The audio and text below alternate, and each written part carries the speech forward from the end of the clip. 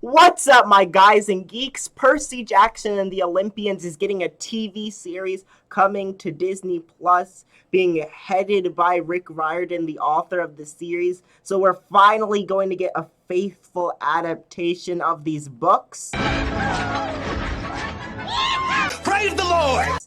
And I'm really excited. So today I figured I'd just go over all the casting announcements and the different details of the show, and also address some of the questions or things that I am wondering about as we get ready for this series. And here we go.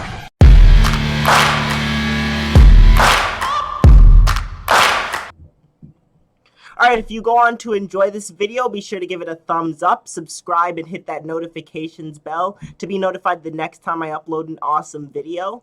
And be sure to let me know in the comments down below what you think of these castings and what you are most excited to see in this much more faithful adaptation of the series. So we got a ton of casting announcements at this point. Starting with our lead character, Walter Scobell is going to play Percy Jackson, and I think this is a good casting. Obviously, he doesn't look like Percy. Percy's supposed to have darker hair. Walter is blonde. This is a pen. This is a pen. But from interviews I've seen, he appears to have some of the more light-hearted sense of humor that Percy is known for, and seems to have kind of like a similar attitude to what I'd expect from Percy. You guys take camp way too seriously. So I feel like he can play the role really well. We'll have to see. I don't think they're going to dye his hair. It wasn't dyed in the trailer that was released, and I believe filming has wrapped already, so I think they're going to keep him blonde. But obviously, as long as we get a very faithful adaptation of Percy, I'm not really too concerned about whether he's blonde or not. Next member of the big trio of the original series, we've got Leah Sava Jeffries playing Annabeth Chase. And this is the one the internet's kind of been going the most nuts over. But You've all gone crazy! Because obviously it's a race swap. Now, I don't inherently have any problem with picking actors that are not the same race as the character was originally, generally speaking, unless the character's physical features are an important part of their character. And physical features weren't a huge part of Annabeth's character in the books. She was described as having gray eyes like her mother Athena, so they would definitely need to, I'm hoping, at least put in contacts or something in order to have gray eyes, but I know that's kind of hard to find. And also, she's described herself as being motivated by wanting to prove that she's not just another dumb blonde. So I do think that this casting takes away some of the character traits, some of the physical traits that occasionally define Annabeth, but Rick Riordan has said that he chose this actress for the role because he thought she could bring Annabeth to life. So ultimately, I'm willing to give the benefit of the doubt. I've only seen a couple interviews, nothing that's really given me a clear sense of the actress's personality, but if she can pull off Annabeth accurately, if she really feels like Annabeth, then I don't really mind the race swap. Is there a butt coming? But if she does not play Annabeth to satisfaction, if she's not really fulfilling the role, then I'll feel like there wasn't really any reason for the race swap.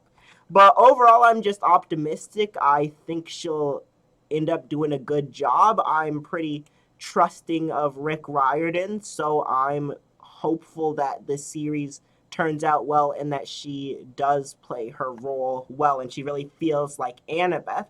And then rounding out our big trio, Aryan Simhadri is playing Grover Underwood, and this one I'm interested to see. I haven't seen any clips of the actor or anything. I'm interested to see if he can really bring, because Grover's a very complex character, even though we don't necessarily think of him as being that complex, but like he's a satyr. He's like 26 or something, I think, when the series first starts, but he's only matured till like the age of a 12-year-old or a 13-year-old.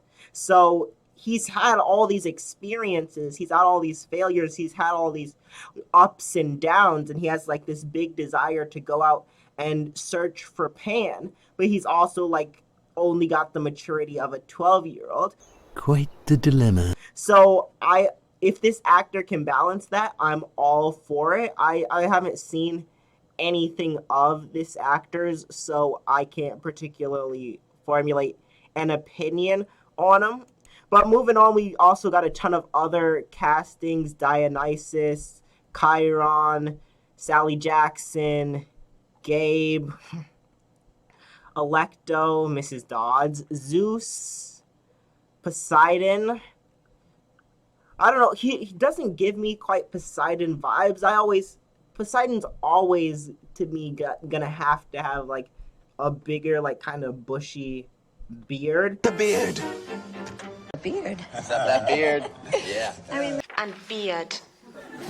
Beard. Beards?